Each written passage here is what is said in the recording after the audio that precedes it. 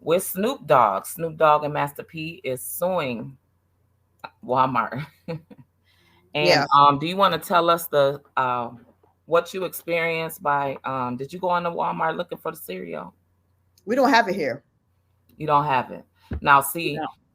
being as though you're in, Rochester, that's Hmm. a rich town, right? Yeah, And there's how many Walmarts do you guys have? two, Okay. and they So both it's like big super Walmarts. yeah, and so they are very fluent with the African community that's there Yes. wants Walmart a lot, right? Hmm. Okay. So the city of Washington County that I live in, right? Hmm. Um they fluent major Walmart, right? Yeah, There's which is only one Walmart here, right? one at yours. Okay. Yeah. But surrounding it, I go over to Egan, right? And Egan is like one of the best ones, right? Yeah. They they I haven't witnessed um the Snoop Dogg cereal being there. Not to say that it's not, right? Mhm. The reason why I say that I haven't witnessed it is because one thing about Walmart, especially when it's a new product, and it's a rapper, especially as famous as him, um, it'll be right in the front as soon as you walk in the door. They would display it at an end They cap got like in front they at got the door, the the entry door. Captain Crunch, the Yes. Cocoa Pebbles, the Hmm. chocolate, right? Yeah, they have all that. Um, When they uh, want to sell and something, the Fruit the Loops Valentine, yep, the Valentine stuff and like the this. Valentine cereal, like you said, Mm-hmm. Valentine cereal always in the front, being as though it's Snoop Dogg and Master P. Snoop Dogg is world international renowned artist, right? Mm-hmm. Um, also he is besties with Martha Stewart. Right. She's gonna make sure that any product that he has is gonna go big, big, big. Right. Just from him being in association with her, right? But Mm-hmm. even before her being associated with her, he already was big.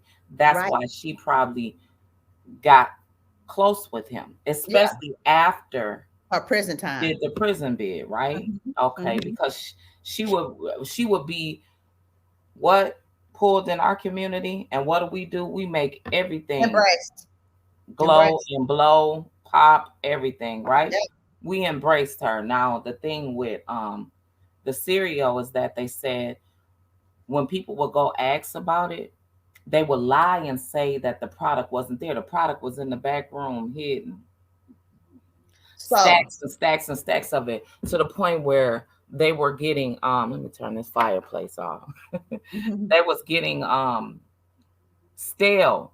Yeah. Cereal gets stale quick, right? Right. They was getting stale. Then they would have to, when it was close to the due date, they would have to lower the price, to where he wouldn't really, be able to reach back and help other small businesses, because that's what these entertainers do as they get Yeah. older. They help new artists that's coming up, new people, Mm-hmm. new, businesses that's coming up with what they profit off of, whatever product that they have. So Snoop feels, and Master P, they feel like they've been bamboozled.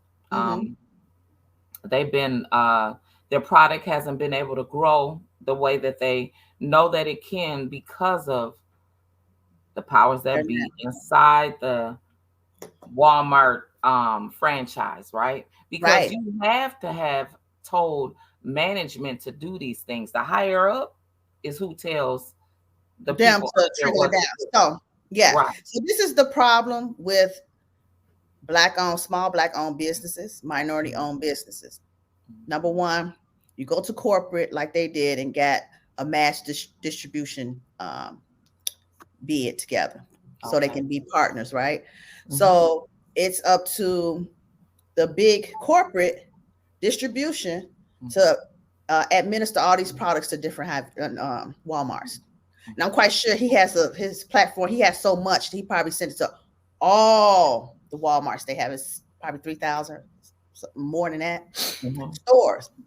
And his product, it looks like it's good. He should not have that problem where have some of the cereals like getting sued because of the red dyes and other little things, ingredients in it.